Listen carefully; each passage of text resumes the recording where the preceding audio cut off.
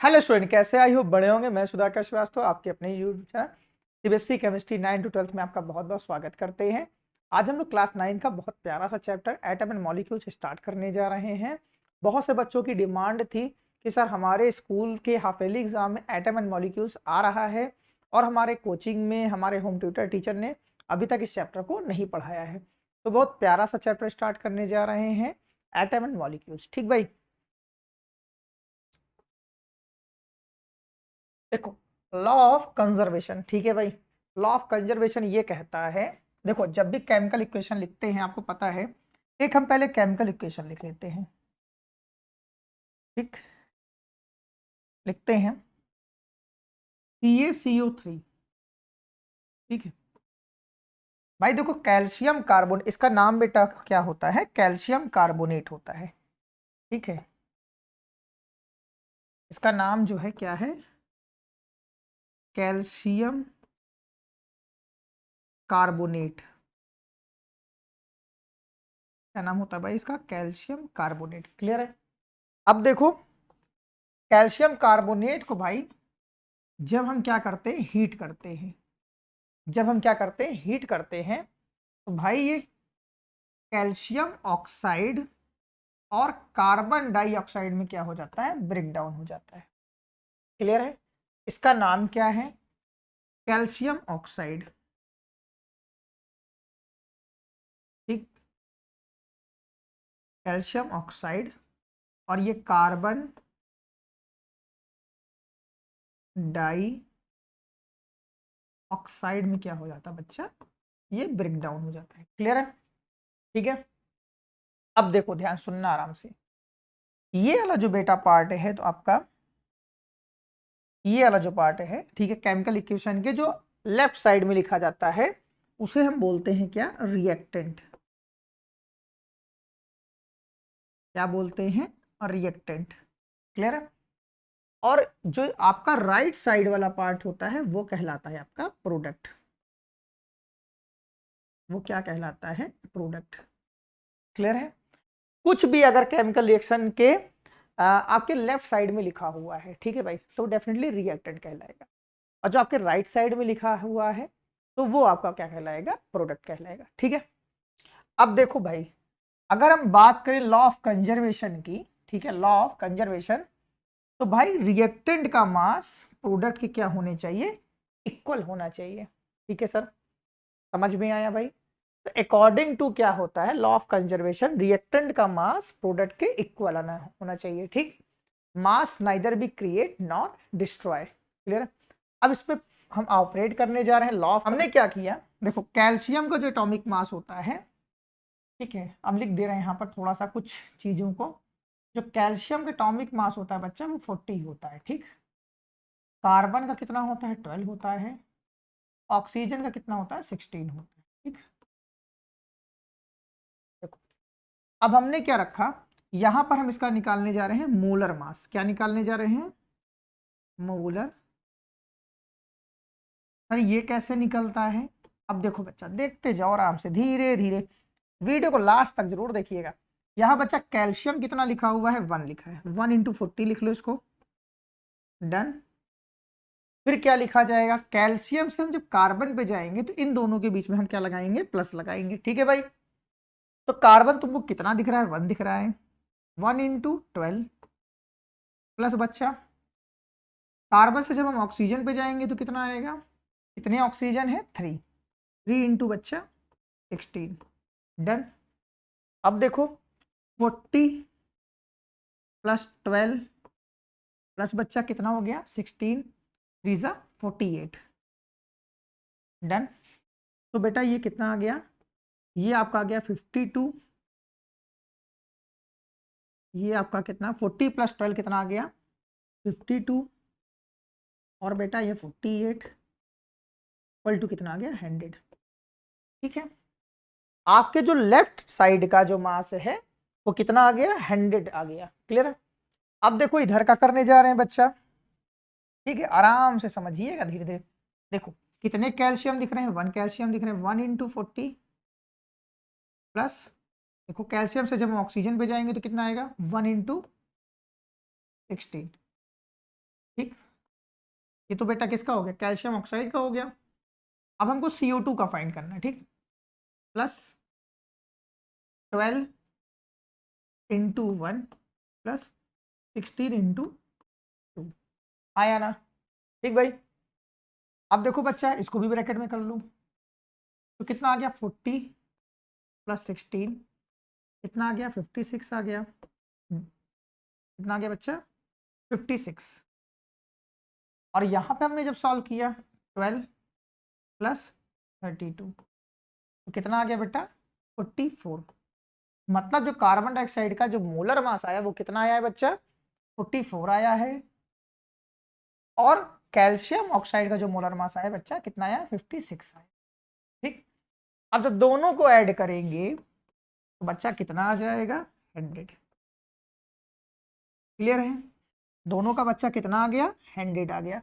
मतलब जो ये केमिकल इक्वेशन है ये हमारे लॉ ऑफ कंजर्वेशन को फॉलो करती है। क्यों? क्योंकि यहां पर किसी भी तरीके का मास का इंक्रीमेंट या डिक्रीजमेंट नहीं हुआ है। डिफिनेशन ये बोलती है ना भाई लॉ ऑफ कंजर्वेशन की, mass neither be create not destroy. Clear है भाई, तो लेफ्ट हैंड का और राइट हैंड का बोथ का जो मास है वो क्या आया है इक्वल आया है। आई होप आपको लॉ ऑफ कंजर्वेशन समझ में आ गया होगा। ठीक भाई, यहां करना क्या है, यहां हमको आपको एक केमिकल इक्वेशन लिखनी है भाई। ठीक है, केमिकल इक्वेशन लिखनी है, और जो आपका ये तुम्हारा क्या कहलाएगा रिएक्टेंट कहलाएगा, और ये वाला आपका क्या कहलाएगा प्रोडक्ट कहलाएगा। ठीक है, ध्यान समझना। और किसी भी तरीके से चाहे केमिकल इक्वेशन को बैलेंस करके देखा जाए चाहे जैसे देखा जाए, तो वहां पर रिएक्टेंट और प्रोडक्ट का जो क्या होगा मास बोथ आर इक्वल आना चाहिए। क्या आना चाहिए भाई, बोथ आर इक्वल आना चाहिए। अगर बोथ आर इक्वल आ रहा तो डेफिनेटली वो इक्वेशन लॉ ऑफ कंजर्वेशन को फॉलो करती है। ठीक है भाई, चलो नेक्स्ट डिफिनेशन देखते हैं। देखो कह रहा है नेक्स्ट, हमारी नेक्स्ट डिफिनेशन है लॉ ऑफ कांस्टेंट प्रोपोर्शन। ठीक भाई, law of constant proportion, constant proportion का मतलब जो यहाँ का रेशियो होगा ना, जो यहाँ का क्या है भाई रेशियो होगा, वो क्या होगा भाई फिक्स्ड होगा। वो क्या होगा हमेशा फिक्स्ड होगा। कैसे, और इसको प्रूफ करिए आप। ठीक है बेटा, प्रूफ करते हैं। आपने देखा होगा एक बहुत प्यारा सा एक हमारा फॉर्मूला है जिसको हम लोग बोलते हैं वाटर। उसका फॉर्मूला क्या होता है H2O। क्लियर है, ठीक है भाई। अगर सपोज करो मेरा नाम सुधाकर सर है ना, मेरा नाम क्या है बच्चा सुधाकर सर है, ठीक ना, आपको केमिस्ट्री पढ़ा रहे हैं ना। अगर सुधाकर सर आपके प्रतापगढ़ में किसी भी कोने में जाए, सपोज करो मीरा भवन चले जाएं ना, मीरा भवन चले जाएं, बाबागंज चले जाएं ना, ठीक है, चिलबिला चले जाएं ना, चिलबिला चले जाएं, या बोला जाए लखनऊ चले जाएं, लखनऊ चले जाएं। ठीक है भाई, अब देखो क्या वाटर का फॉर्मूला चेंज हो जाएगा? हम अपनी डिस्टेंस को चेंज करेंगे, हम अपने जगह को चेंज करेंगे, तो क्या हमारा वाटर का फार्मूला चेंज हो जाएगा? नहीं होगा। चाहे हम लखनऊ चले जाएं, चाहे हम भाई चिलबिला चले जाएं, चाहे हम भाई बाबागंज चले जाएं, चाहे जहां जाएं ना भाई, तो वाटर का फार्मूला तो चेंज होगा नहीं। अगर वाटर का फार्मूला अगर वाटर की फॉर्मेशन हुई है, अगर हमारे भाई वाटर की फॉर्मेशन हुई है, तो वहां पर 2 हाइड्रोजन के एटम और 1 ऑक्सीजन का एटम कंबाइंड हुआ होगा 1:8 में। क्लियर है? 1, देखो भाई अब इसको चल रहे समझाने के लिए 1:8 आया कहां से? कभी कभी पूछ लेता है बेटा, जान लेना MCQ में यही क्वेश्चन पूछ लेता है। अगर मैं पेपर बनाऊं तो मैं हमेशा ये क्वेश्चन देता हूं, याद रखिएगा। ठीक है भाई, कैसे? देखो वाटर है ना, तो वाटर का अगर हम निकालेंगे रेशियो निकालेंगे 2:1, आया ना। 2 हाइड्रोजन है तो मतलब 2:1 एटम, जो हाइड्रोजन का जो मास होता है वो कितना होता है 1 होता है। रेशियो 1:16। क्लियर है? यहाँ पे कितना आ गया 16। जब कट किया तो क्या आया बच्चा 1:8। याद रखना 1:8 बाई बाई मास, याद रखिएगा ये वर्ड, ठीक है भाई। लॉ ऑफ कांस्टेंट प्रोपोर्शन में अगर वाटर की फॉर्मेशन हुई है, कभी कभी ये एमसीक्यू में पूछ लिया जाता है, ठीक है, एमसीक्यू में यहां से क्वेश्चन बन जाएगा, तो 1:8 याद रखिएगा, ठीक। चलो हमारा नेक्स्ट क्वेश्चन है, इंपॉर्टेंट बनेगा आपके लिए, डाल्टन एटॉमिक थ्योरी। क्या बनेगा? डाल्टन एटॉमिक थ्योरी इंपॉर्टेंट बनेगा। यहाँ पे कम से कम मिनिमम आपको 4 पोस्टुलेट्स आपको याद होने चाहिए, ठीक है। यहाँ पे हम लोगों ने लिख लिया है, लेकिन आपको 4 पोस्टुलेट्स आप अपने याद करके एग्जाम में जाइएगा, इंपॉर्टेंट बनेगा आपके लिए, ठीक है। देखो अब चल रहे हैं बात करने के लिए, हमारा फर्स्ट पोस्टुलेट ये कहता है atom is smallest particle of any substance. किसी भी सब्सटेंस का स्मॉलेस्ट पार्टिकल जो होता है वो भाई क्या होता है? एटम होता है। और एटम को डिवाइड नहीं किया जा सकता है, ठीक है भाई, एटम को डिवाइड नहीं किया जा सकता है according to Dalton atomic theory, ठीक भाई। फर्दर एटम इज इनडिविजिबल, मतलब एटम को डिवाइड नहीं किया जा सकता है भाई, ठीक है, क्लियर है। चलो सेकेंड पार्ट देखो, कह रहा है atom can neither be create, atom को क्रिएट नहीं किया सकता है, ना ही उसे डिस्ट्रॉय किया जा सकता है ड्यूरिंग केमिकल इक्वेशन। जब भी केमिकल इक्वेशन को लिखा जाता है, जो भी एटम आप अपने लेफ्ट साइड में लोगे, मतलब एज ए रिएक्टेंट लोगे, वही क्या होगा? प्रोडक्ट में आएगा या उससे मिलता जुलता आएगा, ठीक है भाई। ऐसा नहीं होगा कि आपने नाइट्रोजन लिया है तो प्रोडक्ट में नाइट्रोजन से रिलेटेड कंपाउंड ना आए, ऐसा नहीं होगा कि क्लोरीन से रिलेटेड आ जाएगा, ठीक है भाई। अगर नाइट्रोजन लिया है आपके लेफ्ट साइड में है तो डेफिनेटली आपके राइट साइड में भी नाइट्रोजन प्रेजेंट होगा। अगर ऑक्सीजन आपने लेफ्ट साइड में लिया है तो डेफिनेटली वहां पर राइट साइड में भी ऑक्सीजन आएगा, ठीक है। चलो कह रहा है for a particular elements all the atoms are ना, और the atoms are identical respect have the same mass same chemical properties. भाई देखो इसको समझने के लिए हम समझाते हैं तुमको, थोड़ा सा एग्जांपल ले लें ना। देखो अगर आपने क्या लिया हुआ है, सपोज करो गोल्ड के पार्टिकल लिया हुआ है ना भाई, अगर आपने यहाँ पे गोल्ड लिया है ना, ठीक है। अब यहाँ पर जितने भी एटम एंड मॉलिक्यूल्स होंगे, जितने भी एटम्स होंगे, ये सभी क्या होंगे? आइडेंटिकल होंगे। आइडेंटिकल का मतलब होता है एक दूसरे से मिलता जुलता। नहीं होगा कि गोल्ड के ब्लॉक में या गोल्ड के मेटल में वहां पे आयरन मेटल के भी एटम प्रेजेंट होंगे, ऐसा कहीं भी नहीं होने वाला है। मतलब जो प्रॉपर्टीज इस वाले एटम की होगी वही प्रॉपर्टीज इस वाले एटम की होगी, और जो प्रॉपर्टी इस वाले एटम की होगी वही प्रॉपर्टी इस वाले एटम की होगी। भाई यहाँ पर क्या है? सभी एटम एक दूसरे के साथ आइडेंटिकल है, चाहे फिजिकल प्रॉपर्टीज की बात किया जाए चाहे केमिकल प्रॉपर्टीज की बात किया जाए, ठीक है भाई। चलो अब हमारा नेक्स्ट कह रहा है atoms of different element have different masses size chemical properties. भाई सीधी सी बात है, अगर आपने क्या कर लिया, एक तरफ गोल्ड ले लिया और एक तरफ आयरन ले लिया ना, ठीक है। अब भाई इनके एटम एक दूसरे के क्या होंगे? सिमिलर होंगे, ठीक है। इन दोनों के एटम एक दूसरे के क्या होंगे भाई? आइडेंटिकल होंगे ये दो। बट अगर कंपैरिजन इनकी इनसे की जाए तो डेफिनेटली कहीं ना कहीं क्या होंगे? ये दूसरे से एक दूसरे से क्या होंगे? डिफरेंट होंगे, चाहे फिजिकल प्रॉपर्टीज की बात किया जाए चाहे केमिकल प्रॉपर्टीज की बात किया जाए, ठीक है भाई। चलो अब देखो कैटम कह रहा है atom can not exist independent होता है, कभी भी एग्जिस्ट नहीं करेगा सिंगल एटम जैसा। मतलब सर एक बार समझा दीजिए इसको और से। देखो भाई अगर बात किया जाए H और H2 में क्या डिफरेंस है? हाँ भाई H2 जो है हाइड्रोजन मॉलिक्यूल्स है, ये क्या है भाई? हाइड्रोजन मॉलिक्यूल्स है, ठीक। हाइड्रोजन क्या है? मॉलिक्यूल्स है। और ये क्या है? एटम है, ठीक है भाई। तो एटम कभी भी एग्जिस्ट नहीं करता, यह ध्यान रखना, आइडेंटिकल या बोला जाए इंडिपेंडेंटली कभी एग्जिस्ट नहीं करेगा। वो हमेशा एग्जिस्ट करेगा किसकी फॉर्म में? मॉलिक्यूल्स की फॉर्म में। किसकी फॉर्म में एग्जिस्ट करेगा? मॉलिक्यूल्स की फॉर्म में एग्जिस्ट करेगा। ठीक है भाई, चलो अब देखो भाई, हम ड्रॉबैक्स करने चल रहे हैं। ठीक, हम क्या करने चल रहे हैं? ड्रॉबैक्स। ठीक है भाई, हम क्या करने जा रहे हैं? ड्रॉबैक्स करने जा रहे हैं डाल्टन एटॉमिक थ्योरी का।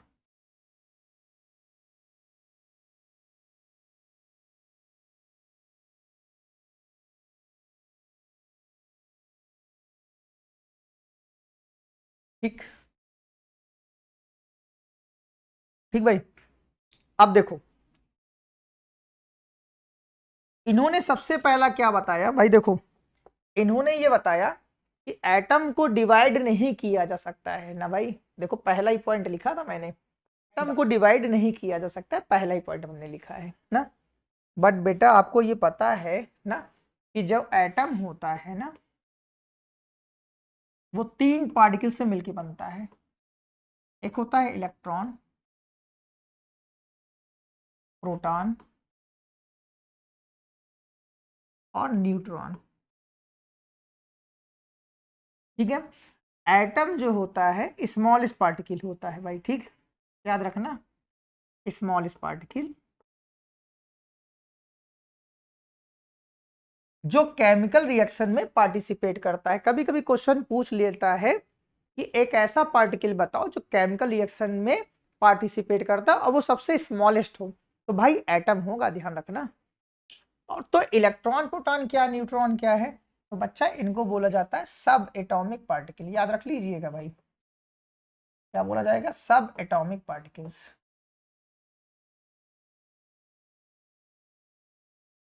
इलेक्ट्रॉन प्रोटॉन को क्या बोला जाता है? इलेक्ट्रॉन प्रोटॉन को भाई सब एटॉमिक पार्टिकल्स बोला। तो भाई वो थ्योरी ही गलत थी, सही है कि नहीं? कि उन्होंने ये बताया, डाल्टन ने ये बताया कि एटम को डिवाइड नहीं किया सकता है, बट हमने ये देखा कि एटम की फॉर्मेशन किससे हुई है? इलेक्ट्रॉन प्रोटॉन न्यूट्रॉन से। क्लियर भाई?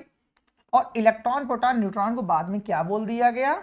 सब एटॉमिक पार्टिकल्स बोल दिया गया। ठीक है भाई, अब देखो इन्होंने ये बताया, देखो ध्यान सुनते जाना आराम से। इन्होंने ये बताया कि जो ऑल द एटम्स होते हैं ना, वो सभी क्या होते हैं? आइडेंटिकल होते हैं अगर वो एक एलिमेंट के हैं। अगर वो एक एलिमेंट के हैं तो उनकी मास की बात किया जाए, फिजिकल प्रॉपर्टीज की बात किया जाए, केमिकल प्रॉपर्टीज की बात किया जाए, तो डेफिनेटली वो कहीं ना कहीं क्या होंगे? आइडेंटिकल होंगे। बट अब देखो ध्यान सुनते रहा आराम से, अगर हम केस ले ले बच्चा, जानते हो क्या? आइसोटोप्स होता है। देखो अगर आइसोटोप्स की बात किया जाए, same atomic number but different atomic मास।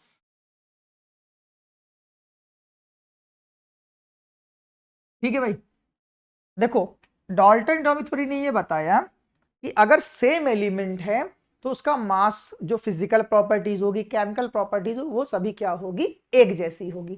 ठीक है भाई, लेकिन अगर बात किया जाए आइसोटोप्स ना, आइसोटोप्स क्या होता है? Same atomic number but different atomic mass. Sir example दे दीजिए। देखो बच्चा, हमने क्लोरीन लिया, क्लोरीन जो होता है बच्चा, एक होता है 17 और एक होता है 35। ध्यान रखना, ये ऊपर वाला जो होता है ये होता है एटॉमिक मास होता है, और ये जो होता है एटॉमिक नंबर होता है। ठीक, अब देखो एक क्लोरीन होता है 37। क्लियर?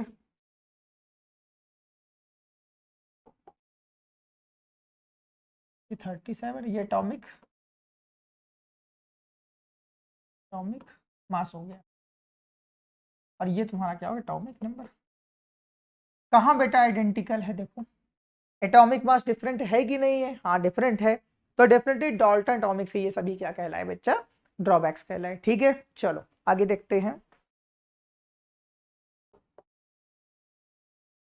देखो अब बताने चल रहे हैं कि एटम एग्जिस्ट कैसा करता है भाई, ठीक है, आपके नेचर में एग्जिस्ट कैसे करता है।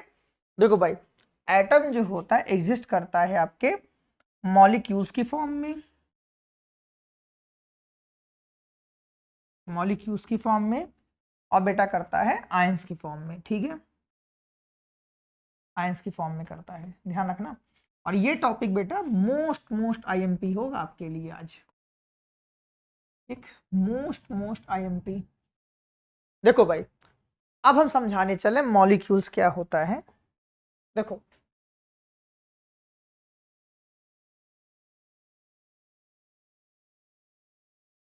जो मॉलिक्यूल्स होता है बेटा, वो कॉम्बिनेशन ऑफ एटम,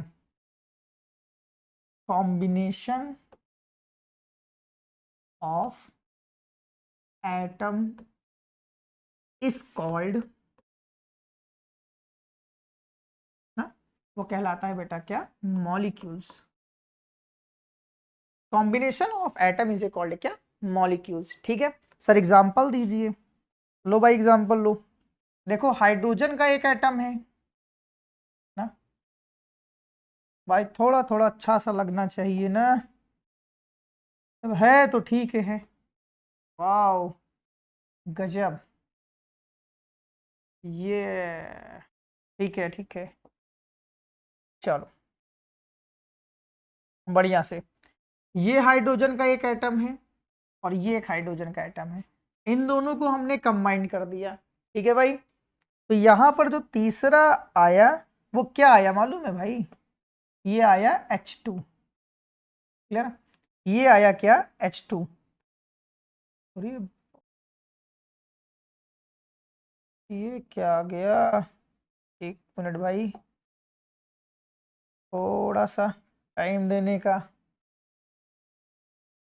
बहुत बड़ा होता जा रहा है ना। ये क्या आ गया भाई, मॉलिक्यूल्स आ गया। और जब मॉलिक्यूल्स आ गया तो भाई ये क्या करेगा, एग्जिस्ट करेगा, ये क्या करेगा, एग्जिस्ट करेगा। और जो एटम होते हैं बेटा वो कभी एग्जिस्ट नहीं करते इंडिविजुअली, हमेशा ध्यान रखना। वो है किसकी फॉर्म में एग्जिस्ट करेंगे, मॉलिक्यूल्स की फॉर्म में एग्जिस्ट करेंगे। देखो यहाँ एक एटम और दूसरा एटम एक दूसरे के साथ कंबाइंड होके H2 की फॉर्मेशन करे हैं, और H2 की जब फॉर्मेशन करे हैं तो भाई मॉलिक्यूल्स तो एग्जिस्ट करेगा ही, बट बात किया जाए तो एटम कभी भी एग्जिस्ट नहीं करता है। क्लियर है भाई, चले आगे, चलो हमारा नेक्स्ट टॉपिक होने वाला है आयंस, ठीक। ये जान लेना, अगर किसी स्कूल में ये चैप्टर आ रहा है तो आयंस से रिलेटेड क्वेश्चन ऐसा हो ही नहीं सकता है कि वहां पर ना आए, हमेशा याद रखना भाई, आयंस से रिलेटेड क्वेश्चन जरूर आने वाले हैं, ठीक। अब देखो आयंस जो होते हैं बच्चा, वो आपके दो टाइप के होते हैं, ठीक है, ध्यान रखना आराम से ना। एक होता है बेटा कटायन, एक होता है एनायन, एक होता है कैटायन और एक होता है एनायन, ठीक भाई। कटायन जो होता है बच्चा वो पॉजिटिवली चार्ज होता है, ठीक है, वो क्या होता है, पॉजिटिवली चार्ज होता है। और एनायन जो होता है बच्चा वो निगेटिवली चार्ज होता है, ठीक है भाई, ठीक है। चलें आगे। कुछ बच्चों का बड़ा कंफ्यूजन होता है, बच्चे जाके लिख देते हैं कैटायन का चार्ज निगेटिव होता है, ठीक है भाई, ध्यान रखना, इसको याद रख लेना। हमारे केमिस्ट्री के टीचर पागल थे, हमारे केमिस्ट्री के टीचर पागल हैं। पागल का मतलब पॉजिटिव हो गया, ठीक भाई, पी का मतलब पॉजिटिव, केमिस्ट्री का मतलब हो गया सी, मतलब जो तुम्हारा कैटायन होगा वो तुम्हारा क्या होगा, पॉजिटिव होगा, ठीक है भाई, क्लियर है। अब देखो ध्यान सुनना, जो कैटायन होता है ना, ठीक, वो कैसा चार्ज होता है, पॉजिटिवली चार्ज होता है। अब देखो चल रहे हैं बात करने की, धीरे धीरे कॉन्सेप्ट बताने चल रहे हैं भाई। अब देखो आपने सुना होगा नाम सोडियम ना, सोडियम क्या करता है, सोडियम के ऊपर एक प्लस चार्ज आता है ना, फिर यहाँ पर एक इलेक्ट्रॉन लिखा होता है ना भाई, ऐसे Mg बनता है ना, मैग्नीशियम, इसके ऊपर 2 पॉजिटिव चार्ज होता है ना, ठीक, यहाँ पे 2 इलेक्ट्रॉन होता है, ऐसा कुछ सुना होगा। क्लोरीन के ऊपर Cl- होता है, यहाँ पर 1 इलेक्ट्रॉन होता है भाई ना, ऐसा कुछ सुना होगा ना, सही है कि नहीं। आज आपको ये चीजें विदाउट यूजिंग पेन सिखाने जा रहे हैं भाई, ठीक है, विदाउट यूजिंग पेन। बहुत सारे फॉर्मूले आप विदाउट यूजिंग पेन बनाने जा रहे हो, ठीक। वीडियो को लास्ट तक देखना भाई, ठीक है, बहुत इंटरेस्टिंग वीडियो होने वाला है ये, और अपने फ्रेंड तक जरूर शेयर करना, ठीक है। कम से कम एक टीचर की जो हार्डवर्क है ना, वो बच्चों को तक पहुंचना चाहिए, दिखना चाहिए। हम लोग बस इतना डिमांड करते हैं, बच्चों को जो प्यार मिलता है ना हम लोगों को, बहुत इतना ही सफिशियंट है, बहुत है, ठीक है भाई। तो अपने फ्रेंड को जरूर शेयर कर देना, क्योंकि आज मैं ऐसा कॉन्सेप्ट बताने जा रहा हूँ कि कैटायन, एनायन और उनसे रिलेटेड जो फार्मूले बनते हैं ना, वो विदाउट यूजिंग पेन बनने वाले हैं। बस थोड़ा सा कॉन्सेप्ट समझना है, ठीक है भाई। चलो देखो, एक चीज तुमको पढ़ाने चल रहे हैं, ठीक है, ये चैप्टर नंबर 4 में है, लेकिन बहुत इंपॉर्टेंट चीज है, ध्यान रखना, ठीक है। अगर आप ये सीख लोगे तो भाई कहीं कोई समस्या नहीं आने वाली है कैटायन एनायन बनाने में, ठीक। देखो, अगर मैं यहां लिख दूं एटॉमिक नंबर, एटॉमिक नंबर, ठीक, यहां पर लिख दूं मैं के एल एम एन। बेटा जो केएलएमएन होता है ये होता है सेल, मतलब जो एटॉमिक नंबर होता है, या बोला जाए atomic number is equal to क्या होता है, नंबर ऑफ इलेक्ट्रॉन होते हैं, क्लियर है। और जो इलेक्ट्रॉन जो फिल होते हैं वो केएलएमएन सेल में फिल होते हैं, ठीक है। चलें आगे। अब देखो, अगर मैं एटॉमिक नंबर 1 लिखूंगा, यहाँ पे ध्यान रखना, तो के सेल में हम इसकी वैल्यू रखेंगे 1। अगर एटॉमिक नंबर हम 2 रखेंगे तो के सेल में रखेंगे 2 बेटा 2, ठीक। अगर 3 रखेंगे बेटा तो 2, 1, ठीक है। क्यों किया हम लोग भाई, देखो के सेल में याद रखना, एक चीज बताने जा रहे हैं आपको, 2n² रूल, ठीक है। बेटा वीडियो बहुत अच्छा बन रहा है, ध्यान रखिएगा, और हर एक पॉइंट पे हर ऐसी चीज बता रहे हैं कि जो तुम्हारे लिए इंपॉर्टेंट होने वाली है, ठीक है भाई। अब देखो यहां पर क्या करेंगे, 2n² रूल बोलते हैं। अब देखो भाई, n की वैल्यू हम यहाँ पे k की इक्वल टू क्या रख देंगे, 1 रख देंगे, यहाँ 2 रख देंगे, यहाँ 3, ये 4 के लिए, ठीक।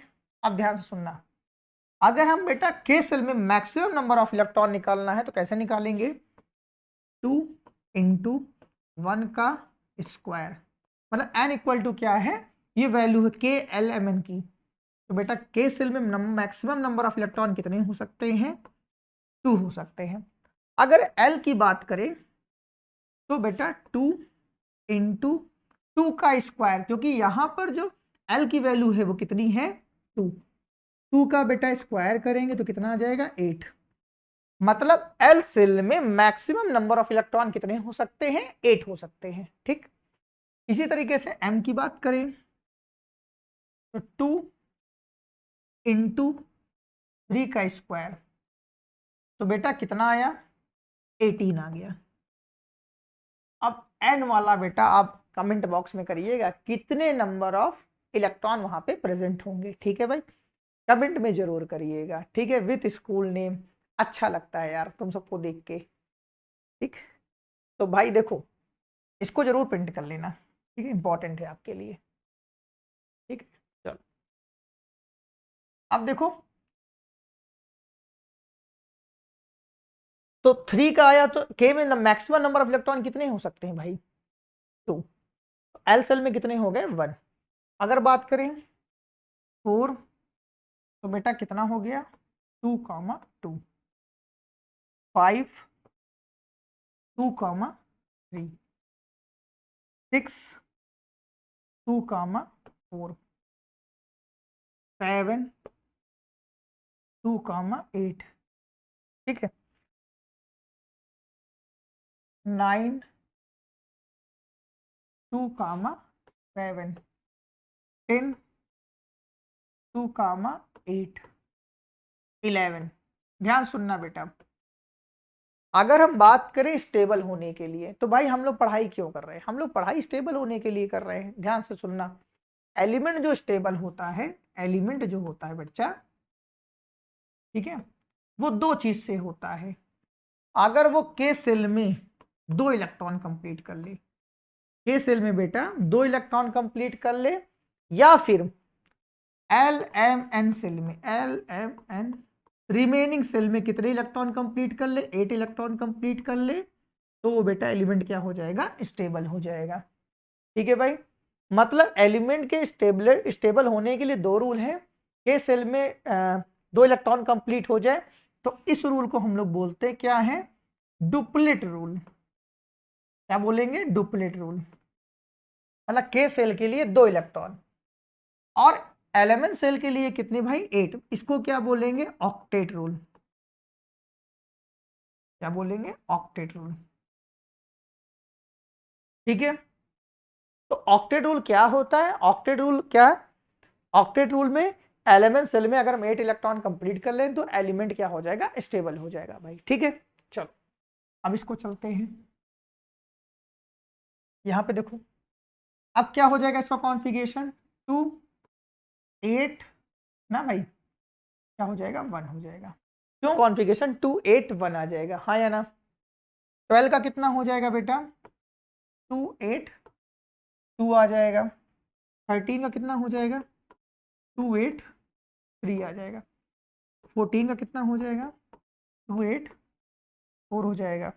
15 का कितना हो जाएगा? 2 8 5 हो जाएगा। 16 का कितना हो जाएगा? 2 8 6 हो जाएगा। ठीक है, 17 का देखो, 2 8 7। 18 का देखो, 2 8 8। 19 का देखो, 2 8 8 1 आया ना? देखो 19 का हमने क्या कर दिया? 2 8 8 1 कर दिया।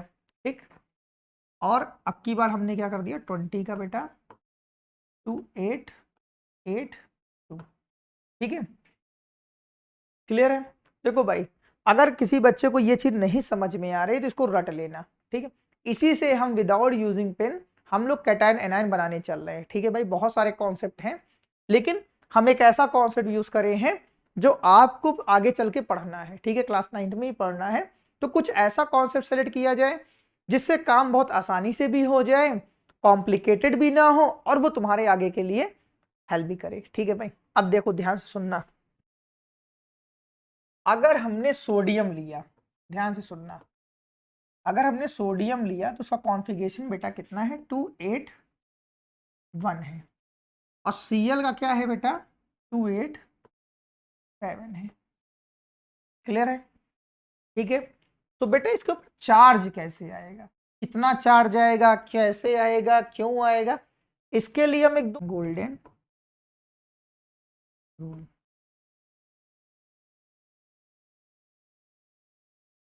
अब देखो ध्यान सुनना, अगर किसी एलिमेंट के आउटर मोस्ट सेल में, ठीक है, आउटर मोस्ट सेल में, आउटर मोस्ट सेल में ठीक है, 1 2 3 है, तो वही चार्ज कहलाएगा, वही चार्ज कहलाएगा। ठीक है, बस बस आगे, ठीक है, आगे क्या लगा दोगे? पॉजिटिव नंबर सिंबल लगा दोगे। ठीक है, और अगर बात करें, ध्यान से सुनना आराम से, अगर आउटर मोस्ट सेल में, आउटर मोस्ट सेल में आउटर मोस्ट सेल में 4 5 6 7 है, 4 5 6 7 है, तो भाई उसको क्या करना है? 8 से सब्सट्रैक्ट करना और उस नंबर को माइनस के साथ लिख देना। ठीक है सर, हमको ये दोनों रूल नहीं समझ में आया। बहुत अच्छी बात है, नहीं समझ में आया, तो अब इसका इंप्लीमेंट करने जा रहे हैं, अब इसको ऑपरेट करने जा रहे हैं। ठीक है भाई। देखो हमने कहा क्या, अगर किसी के आउटर मोस्ट सेल में 1 2 3 है तो वही नंबर कहलाएगा उसका चार्ज, बस पॉजिटिव लिख देना उसके आगे। देखो सोडियम ना, मैग्नीशियम, एल्युमिनियम ना, तो इसका कॉन्फ़िगरेशन कितना है 2 8 1 1 है, इसका 2 8 2 है, इसका 2 8 3 है। ठीक है भाई। एटॉमिक नंबर 20 देख लो, इसका नाम होता है कैल्शियम। ठीक है भाई, इसका कॉन्फ़िगरेशन 2 8 8 2 है। ठीक है भाई। अब देखो हमने ऐसा क्यों किया है, हमने ऐसा इसलिए किया बच्चा क्योंकि इन सबके आउटर मोस्ट सेल में 1 2 3 से रिलेटेड डिजिट है। आउटर मोस्ट सेल का मतलब होता है बाहर वाली सेल, हमको अंदर वाली सेल से कोई मतलब नहीं है, हमको अंदर वाली सेल से कोई मतलब नहीं, ध्यान रखना। तो सोडियम के आउटर मोस्ट सेल में कितने इलेक्ट्रॉन है 1, तो मैंने क्या बताया बेटा, वही उसका चार्ज हो जाएगा, बस पॉजिटिव नंबर के साथ लिख देना। हाँ या ना, सही है कि नहीं। सोडियम का चार्ज क्या होता है, +1 होता है।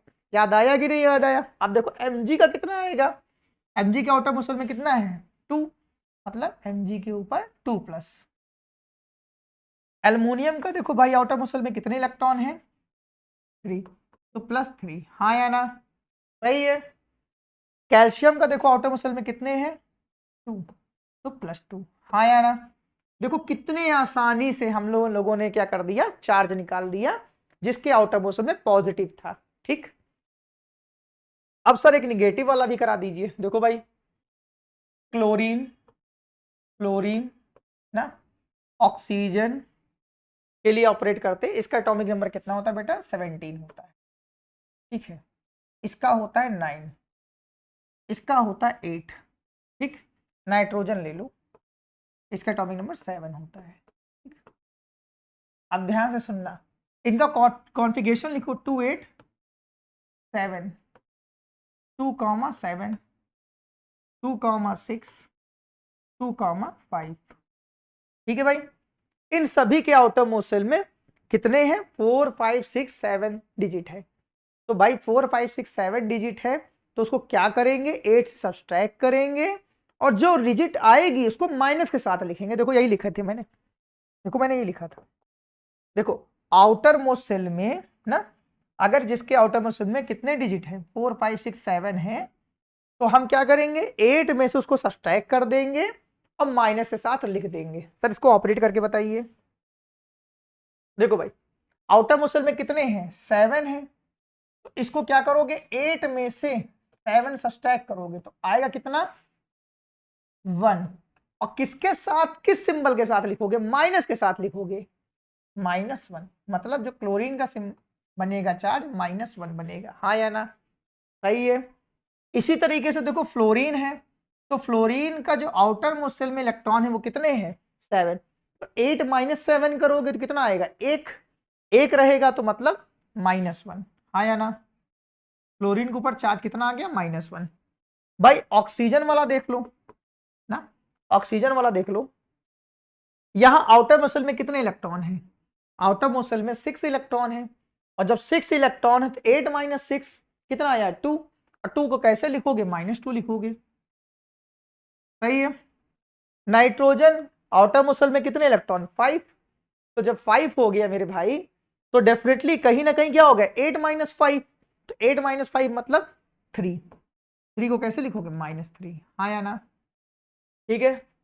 आई होप आपको ये चीज समझ में आ गई होगी। अब अब हम लोग केमिकल फार्मूला को बनाने चल रहे हैं। ठीक है भाई, चलो बहुत इंपॉर्टेंट पार्ट है, हाउ टू मेक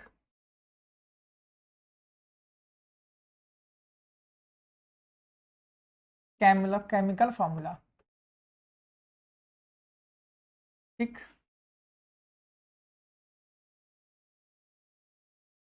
अब देखो, ठीक है भाई, मेरे पास एक फार्मूला लिखा है A2B3। ठीक है, ध्यान रखना क्या फार्मूला लिखा है A2B3। अब ये याद रखना, जो भी कंपाउंड का फॉर्मूला लिखा जाता है उस पहला वाला पॉजिटिव कर लेना, दूसरा वाला बच्चा निगेटिव कर लेना। क्लियर है? पहला वाला पॉजिटिव कर लेना, दूसरा वाला हमेशा निगेटिव कर देना। ठीक है? और हमेशा ध्यान रखना, जो तुम्हारा, याद रखना, जो राइट हैंड पे जो डिजिट लिखी है वो एलिमेंट की जो वैलेंसी होगी वो किसकी होगी? इस पॉजिटिव वाले की होगी। और ये जो 2 लिखा है बेटा किसका होगा? इसका। मतलब अपोजिट डिजिट लिखी रहती है, हमेशा याद रखना। ये 3 किसका लिखा है? इसका। ए का लिखा है। ये 2 किसका लिखा है? बी का लिखा है। ठीक है? अब देखो ध्यान से सुनना,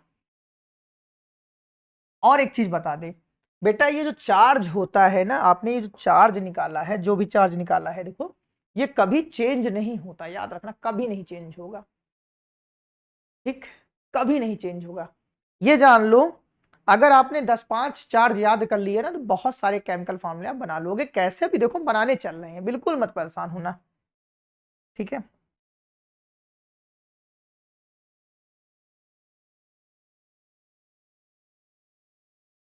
चलो अब देखो, अगर हमने लिखा एल्युमिनियम, आपको पता है एल्युमिनियम का जो चार्ज हमने निकाला हुआ है, देखो देखो एल्युमिनियम का चार्ज हमने कितना निकाला है, देखो +3 निकाला है कि नहीं निकाला है, देखो ना। तो बेटा एल्युमिनियम का चार्ज कितना होता है? +3 होगा। अगर हम बात करें क्लोरीन, क्लोरीन का चार्ज देख लो भाई कितना है, निकाला हम लोगों ने। क्लोरीन का चार्ज हमने निकाला है -1, मतलब यहां पे लिखा जा सकता है -1। हाँ या ना? अब बेटा इनका क्रॉस मल्टीप्लाई करा दो। क्रॉस मल्टीप्लाई कराया आपने, जब क्रॉस मल्टीप्लाई कराया तो बेटा ये एल्युमिनियम क्या हो गया बेटा? 1 हो गया, और Cl क्या हो गया बेटा? 3 हो गया। हाँ या ना? अगर बेटा आप 1 को x से मल्टीप्लाई करोगे तो x ही तो आएगा। तो वैसे अगर 1 को एल्युमिनियम से मल्टीप्लाई करेंगे तो क्या आएगा? एल्युमिनियम तो लिख सकते हैं। मतलब 1 की कोई वैल्यू यहाँ पर नहीं कंसीडर करी जाती है। ठीक भाई? 2-3 होता तो उसको लिख दिया जाता, तो इसको लिखा जा सकता है AlCl3। हाँ या ना? सही है? ठीक। चलो अगर आपसे कहूं मैं, एल्युमिनियम का चार्ज होता है बेटा +3 और ऑक्सीजन का चार्ज होता है -2। ठीक है? देखो अभी हमने निकाला है ऑक्सीजन का चार्ज, देखो ऑक्सीजन चार्ज में कितना निकाला? -2 निकाला है। तो बेटा क्रॉस मल्टीप्लाई करो इसको फिर से एक बार, तो बेटा क्या आया? Al2O3। हाँ या ना? क्रॉस मल्टीप्लाई कर दिया। एक क्वेश्चन होना चाहिए आप लोगों का कि पॉजिटिव और निगेटिव यहाँ कहाँ गया? ठीक है भाई, पॉजिटिव और निगेटिव को बेटा हम लोग यहाँ पे कंसीडर नहीं करते हैं। ठीक है? चले आगे। और अगर बहुत जानने की इच्छा है तो बेटा पॉजिटिव और निगेटिव जो होते हैं इलेक्ट्रोस्टैटिक फोर्स जनरेट करते हैं किसी कंपाउंड की फॉर्मेशन में। ठीक है? चलो अगर मैं तुमसे ये कहूं, ध्यान रखना आराम से, बहुत सारे फॉर्मूले बनवाने वाले हैं। Mg का चार्ज कितना होता है? 2+ होता है। और बेटा ऑक्सीजन का चार्ज कितना होता है? -2 होता है। देखो भाई देख लेना, Mg का चार्ज कहाँ पे हम लोगों ने निकाला, देखो ये ना, Mg का चार्ज कितना है? 2+ है। और भाई हम लोगों ने इसका निकाला हुआ है ऑक्सीजन का ना, ऑक्सीजन का चार्ज कितना निकाला? -2 निकाला है। देखो तो इनके बीच का फॉर्मूला क्या बनेगा? देखो भाई क्रॉस मल्टीप्लाई कर दो तो बनेगा क्या? Mg2O2। हाँ या ना? और बेटा देखो यहां पर क्या हो जाएगा? 2 से 2 कैंसिल आउट हो गया, तो क्या फॉर्मूला बना? MgO। इसे बोलेंगे क्या? Magnesium oxide. हाँ या ना? चले भाई एक फॉर्मूला और बनाते हैं। Al का फॉर्मूला Cl के, सॉरी Al फॉर्मूला कह रहे हैं, Mg का फॉर्मूला Cl के साथ बनाते हैं। ठीक है? देखो Mg का चार्ज 2+, Cl का चार्ज -1, क्रॉस मल्टीप्लाई कर दो, MgCl2। हाँ या ना? ठीक है भाई। अब ध्यान सुनना, कुछ हम कंपाउंड लिखने जा रहे हैं। कंपाउंड मतलब पॉलीएटॉमिक आयन। पॉलीएटॉमिक आयन का मतलब होता है एक से ज्यादा एटम प्रेजेंट होंगे और उनके ऊपर चार्ज प्रेजेंट होगा। ठीक है? जो बहुत फेमस है वो लिख दिया जाए इसको, पॉली एटॉमिक आयंस। एक होता है SO4 2-, इसका नाम होता है सल्फेट आयन। क्या होता है बेटा? सल्फेट आयन, ठीक। और एक होता है बेटा CO3 2-, इसका नाम जो होता है वो क्या होता है? कार्बोनेट आयन, कार्बोनेट आयन, ठीक। क्या होता है? कार्बोनेट आयन, ठीक है। अब देखो भाई, हम बहुत बढ़िया बढ़िया फार्मूला बनाने जा रहे हैं। अगर मैं कहूं एल्युमिनियम का फार्मूला ना सल्फेट आयन के साथ बनाएं, देखो SO4 2- के साथ बनाएं, ठीक है भाई। तो भाई देखो ये क्रॉस मल्टीप्लाई होगा, बनेगा क्या? Al2, ठीक। अब देखो ये जो 3 है बेटा, ये पूरे SO4 के यहां आएगा कि नहीं आएगा? तो SO4 का बेटा क्या हो जाएगा? राइस, ठीक है। क्लियर है? जो भी यहां लिखा रहेगा बेटा उसके मतलब टोटल का रहेगा 3, ये याद रखना हमेशा। इसका नाम क्या हो जाएगा? एल्युमिनियम सल्फेट, ठीक। अगर मैं इसका फॉर्मूला Mg के साथ बनाऊं तो देखो भाई, Mg2 प्लस SO4 2-, ठीक।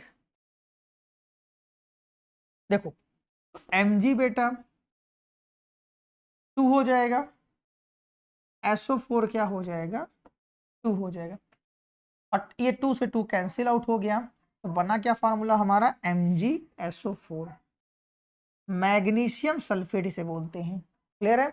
इसे क्या बोलते हैं? मैग्नीशियम सल्फेट, ठीक है भाई। तो याद रखना, आप एक फार्मूला बनाइएगा Ca का 2+ और SO4 का 2-, ठीक है भाई। चलो एक मिनट, इस फाइल को सेव कर लिया जाए, ठीक है। इस फाइल को सेव कर लिया जाए। अगर इसको आपको PDF चाहिए होगा बच्चा, तो टेलीग्राम का लिंक दे देंगे, ठीक है। वहां पे जाकर आप इसको सर्च कर लीजिएगा। और इस, हाँ ठीक है भाई। अब चल रहे कार्बोनेट के साथ फार्मूला बनाने के लिए, ठीक। देखो भाई, Ca के ऊपर कितना है? 2+, और कार्बोनेट के ऊपर कितना होता है? 2-। तो क्रॉस मल्टीप्लाई होगा तो क्या बनेगा? Ca2 CO3 का बेटा क्या? 2। तो 2 से 2 कैंसिल आउट हो गया, तो बना क्या? CaCO3, आया ना? ठीक है। अगर मैं इसका फार्मूला एल्युमिनियम के साथ बनाऊं तो 3+ कार्बोनेट का क्या हो गया? 2-, क्रॉस मल्टीप्लाई करो, Al2 CO3 का बेटा क्या? 22, ठीक है भाई। क्लियर है? ऐसे बहुत सारे फार्मूले आप ट्राई कर लीजिएगा। क्लियर है? बहुत अच्छा लग रहा है,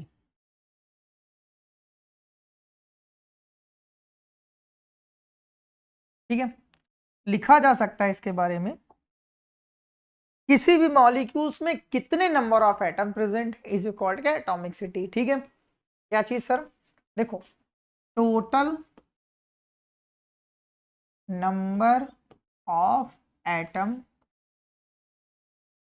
प्रेजेंट इन मॉलिक्यूल्स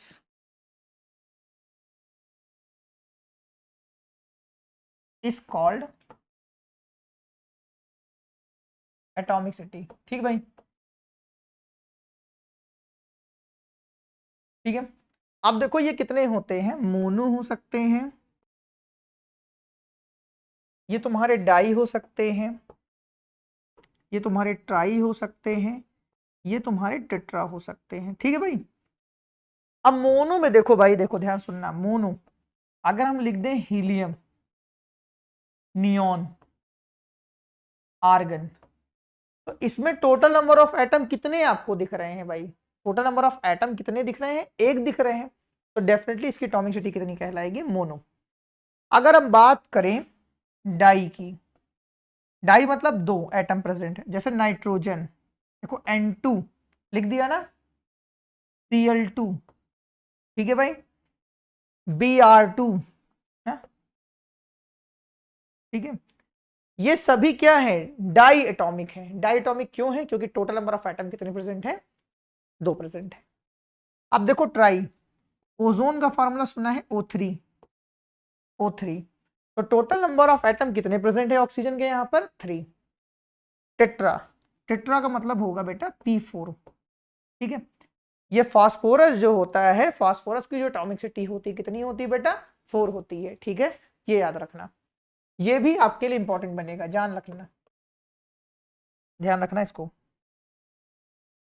अब चल रहे हैं हम लोग क्या करने, मोलर मास फाइंड करने, ठीक है, मोलर मास फाइंड,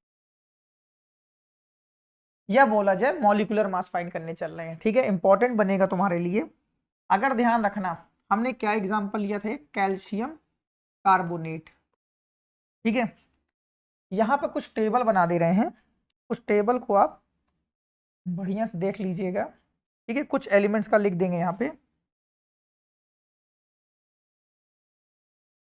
कैल्शियम का जो मास होता है, एटॉमिक मास होता है, वो कितना होता है बेटा, 40। कार्बन का कितना होता है, 12 होता है। हाइड्रोजन का बेटा 1 होता है।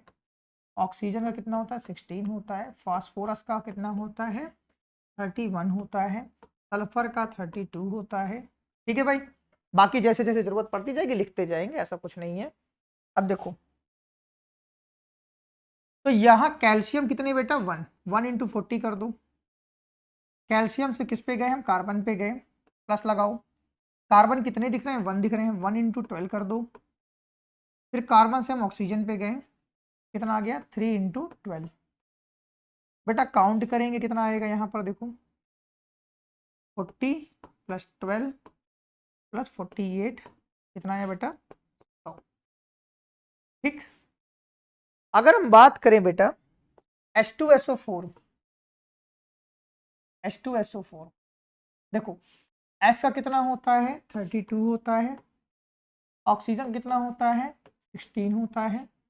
H का कितना होता है, 1 होता है, ठीक है भाई। तो क्या आएगा, 2 into 1 plus 1 into 32 plus 4 into 16, तो 2 प्लस 32 प्लस 16 चौक 64, 64। तो बेटा कितना आया, 4 4 8, ठीक। कितना आया, 6 3 9, ठीक है भाई। तो कितना आया, 98 आ गया, क्लियर है। अब इसी तरीके से बेटा हम क्या निकाले, H3PO4 का आप निकालिएगा, ठीक है।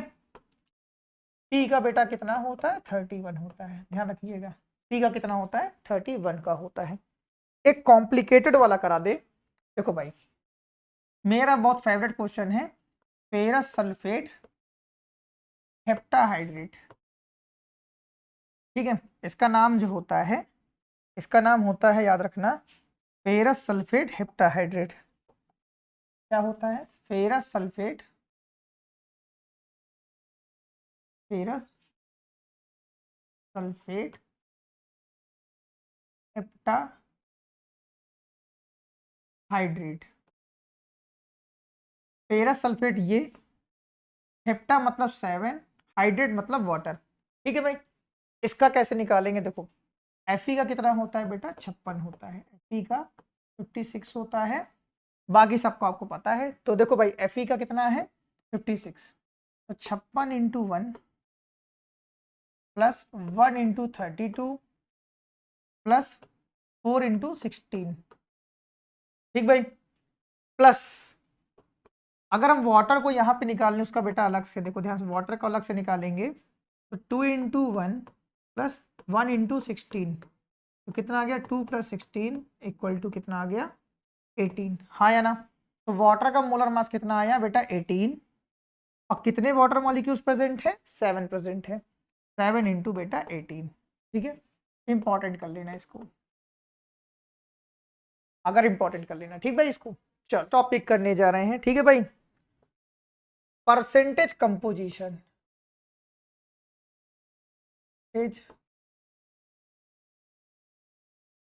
कंपोजिशन, ठीक है। क्या करने जा रहे हैं, परसेंटेज कंपोजिशन, ये इंपॉर्टेंट बनेगा बेटा आपके लिए।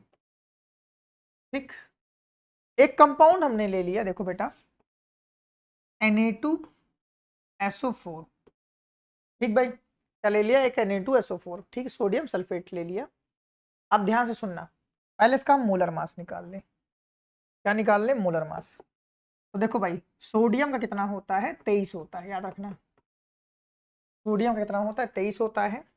तो 2 into 23 plus 1 into 32 plus 4 into 16, तो कितना आ गया बेटा, 46 आ गया, प्लस 32 आ गया, प्लस 64 आ गया। ठीक, अब इसको ऐड ऑन करो, 4 2 6 6 12, ठीक है, 6 3 9 9 3 9 4 6 3 9 9 4 कितना हो गया, 13 13 1 14, मतलब 142 इसका क्या आ गया, मोलर मास आ गया। ठीक, अब देखो जिस एलिमेंट के आपका परसेंटेज फाइंड करना है, जिस एलिमेंट का आपको परसेंटेज फाइंड करना है उसे ऊपर रख देना। जैसे हमको सोडियम का परसेंटेज फाइंड करना है तो हम क्या रखेंगे, सोडियम का परसेंटेज इस कंपाउंड में कितना बेटा है, 46 है, 23 इंटू 2, हाँ या ना, अपॉन 142 इंटू बेटा क्या आएगा 100, परसेंटेज कंपोजिशन मतलब परसेंट को मल्टीप्लाई करोगे भाई 100 को, तो क्या आ गया, ये सोडियम का परसेंटेज आ गया।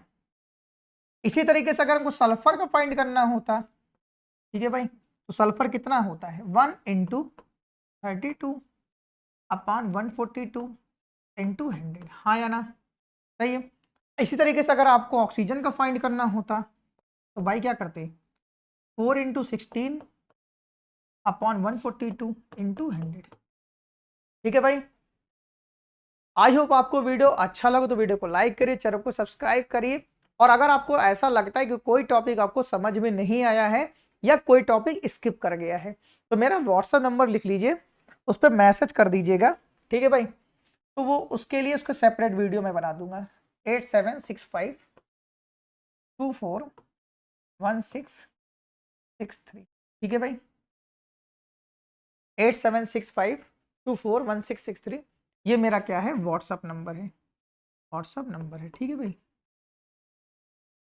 आपके आने वाले एग्जाम के लिए बेस्ट ऑफ लक, आप बहुत अच्छा एग्जाम करिए, वीडियो को बहुत सारे फ्रेंड तक शेयर करिए, ठीक है भाई। चलिए तब तक के लिए धन्यवाद, थैंक यू।